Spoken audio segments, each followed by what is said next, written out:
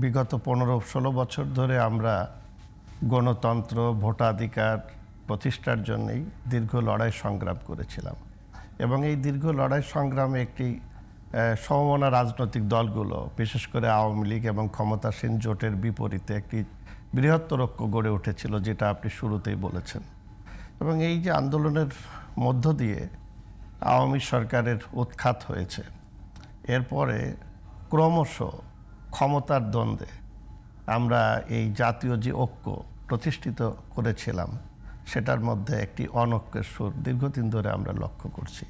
যত নির্বাচন ঘনিয়ে আসছে ততই এটা বেশি করে হচ্ছে।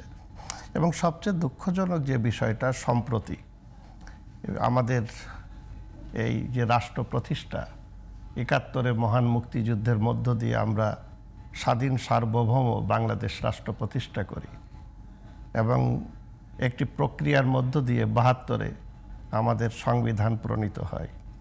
এই ধরনের যে মীমাংসিত ইস্যুগুলো রয়ে গেছে, হঠাৎ করে আপনি দেখবেন যে এই নির্বাচন সামনে। ৭২ সংবিধান ইস্যুটা কি মীমাংসিত?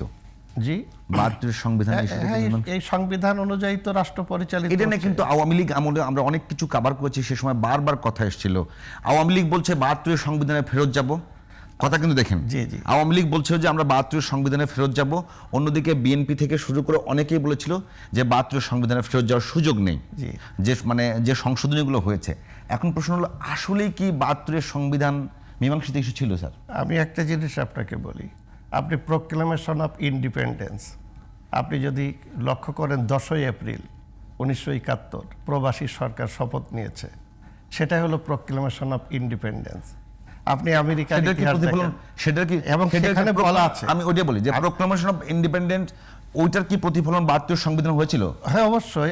আপনি দেখেন যে আমাদের যে প্রোক্লেমেশন অফ ইন্ডিপেন্ডেন্স, 10ই এপ্রিল, সেটাতে মূলনীতি কি ছিল? 10ই এপ্রিল 1971, সেটাতে যেখানে প্রবাসী সরকার গঠিত, আমি ওইটাই বলছি। সেখানে বলা আছে যে আমরা 1970 সালে একটি শাসনতন্ত্র প্রণয়ন করার জন্য জাতীয় পরিষদে নির্বাচিত হয়েছিলাম, কিন্তু পাকিস্তান কাঠামোর মধ্যে যেহেতু শাসনতন্ত্র প্রণয়ন করা সম্ভব হয়নি, এই জন্য আমরা মুক্তিযুদ্ধ ঘোষণা করলাম এবং মুক্তিযুদ্ধে জয়লাভ করার পর আমরা একটি শাসনতন্ত্র বা সংবিধান প্রণয়ন করব এবং যতদিন পর্যন্ত সংবিধান প্রণীত না হবে ওই প্রোক্লেমেশন অফ ইন্ডিপেন্ডেন্স অস্থায়ী সংবিধান হিসেবে গণ্য হবে। এখন একটা প্রক্রিয়ার মধ্য দিয়ে তো 1972 না, আমি স্বীকার করছি প্রক্রিয়া নিয়ে কোনো সমস্যা নেই।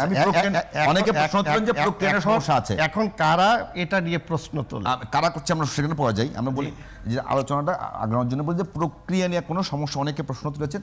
আমি শুধু বললাম যা জানার জন্য, যে প্রশ্নটা অনেক বেশি, যে আপনি স্বাধীনতার যে প্রোক্লেমেশন ছিল, যে ঘোষণা, সেখানে যে মূলনীতি ধরা হয়েছিল, সেটার কি প্রতিফলন সংবিধানে এসে হয়েছে? এটা নিয়ে ধরেন বিভিন্ন ধরনের ইতিহাস এবং তার পর্যালোচনা থাকবে। কোনো বিষয় নিয়েই আপনি ঢালাওভাবে অভিযোগ বা অনুযোগ, আমি পর্যালোচনা বলছি, আমি জানার জন্য ছিল কিনা স্যার। কোনটা ছিল কিনা? না, সেখানে তো আর এই ধরনের মূলনীতি ঘোষণা ছিল না। সেখানে ছিল যে আমরা যে সাম্য, মানবিক মর্যাদা বা সামাজিক ন্যায় বিচার ইত্যাদি ইত্যাদি আমরা প্রতিষ্ঠা করব। এখন ধরেন সংবিধান, এই তিনটা কি মানে সংবিধানে জায়গা পেল না? আর না, জায়গা পাওয়া না। সেই সময় যারা সংবিধান প্রণয়ন, ধর্মনিরপেক্ষ বার্তা আসলো কোনটা সংবিধানে? আমরা তো একটি অসাম্প্রদায়িক শোষণমুক্ত গণতান্ত্রিক বাংলাদেশ প্রতিষ্ঠার জন্য আমরা ধর্মনিরপেক্ষ, জাতি নিরপেক্ষ না। কোনটা? ধর্মনিরপেক্ষ না, জাতি নিরপেক্ষ আর ধর্ম বর্ণ নিরপেক্ষ না। কোনটা? না, আমাদের যে ধর্ম, জেন্ডার নিরপেক্ষ না। জি না, আমি জানার জন্য বলতেছি, আমরা বলতে আমরা ধর্ম নিরপেক্ষ বললাম, জি জি, জাতি নিরপেক্ষ বললাম না কেন? তখন কি পাহাড়ি বাঙালি মিলে আমরা আক্রমণ, মানে হিন্দু মুসলিম মিলে, বাঙালিরা মিলে পাহাড়িদের আক্রমণ করব?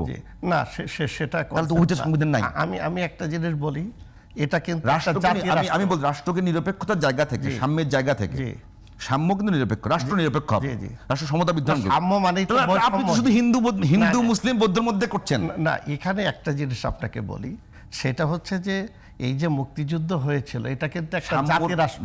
আমি আবার বলছি সাম্যের মধ্যে, আমি বলি একটু বোঝার জন্য, যেহেতু আলোচনা করছি আমরা, আমি বলছি সাম্যের মধ্যে, সমতার মধ্যে কি নিরপেক্ষতা আসে? সাম্যটা হচ্ছে বৈষম্যহীন। একটা ধরেন হ্যাঁ। ধরেন জাতিতে কিংবা বর্ণে কিংবা ধর্মে, ধর্মের সবকিছুতে সমতা থাকবে। এখানে বিষয় তাহলে ওইটাকে বাদ দিয়ে ধর্মনিরপেক্ষতা আসলো কেন?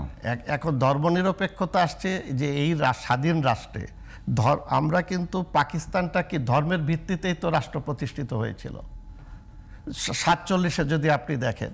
হ্যাঁ, কিন্তু সেই জায়গাটা কি হয়েছে, আমরা যে মুক্তিযুদ্ধ করলাম এবং আমাদের এই যে বাংলাদেশের বিশেষ করে বাঙালি জাতির যে আন্দোলন, আপনি দেখেন 100 বছর ধরে বা 1000 বছর ধরে আপনি যদি বাঙালি জাতির ইতিহাসগুলো দেখেন, একদিনে কিন্তু এটা একদিনে আসে নাই। আপনি পৃথিবীতে ভাষার জন্য রক্ত দিতে হয়েছে এবং আন্দোলন করতে হয়েছে, জীবন দিতে হয়েছে, দিয়ে আপনি আপনার রাষ্ট্রভাষাকে প্রতিষ্ঠিত করেছেন।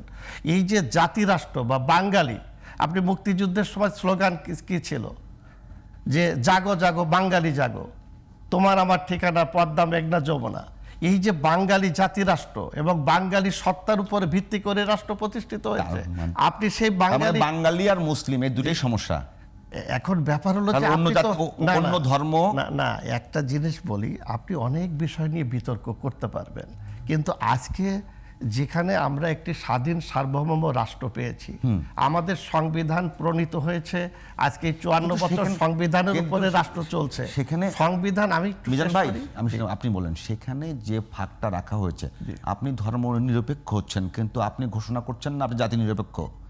আপনি এজন্য মানে সব বাঙালিরা মিলে পাহাড়িদের আক্রমণ করেন, আপনি গোবিন্দগঞ্জের সাঁওতালদের উপর আক্রমণ করেন, আপনি তো সেখানে নিরপেক্ষ থাকছেন না, আপনি জেন্ডার নিরপেক্ষ হচ্ছেন না, আপনি বর্ণ নিরপেক্ষ হচ্ছেন না। আপনার বাংলাদেশে টেলিভিশনে অ্যাড চলে যখন ফেয়ার অ্যান্ড লাভলি রং ফর্সা করা ক্রিমের, আপনার নারীরা যখন ফর্সা হতে চায়, তার মানে আপনার এখানে বর্ণবৈষম্য আছে। আমি আবারও বলতেছি, কেন শুধুমাত্র ধর্ম নিরপেক্ষ হলেন আপনি, অন্য নিরপেক্ষ হলেন না কেন? একটা জিনিস হচ্ছে ধর্ম নিরপেক্ষতা আসছে এটা নিয়ে, কারণ এই রাষ্ট্রে যখন প্রতিষ্ঠিত হয়েছে, এই রাষ্ট্রটা ছিল সবার জন্য সমান অধিকার বজায় রাখবে। রাষ্ট্রের কাজটা কি? তাহলে তো সমতা দিলেই হয়। কোনটা? এখন এগুলো নিয়ে আপনি কথা তুলতে পারবেন, কিন্তু 54 বছর পরে এসে যদি আপনি বলেন যে আমি বিজয় দিবসই মানি না, আপনি যদি বলেন, হ্যাঁ বলেছে তো।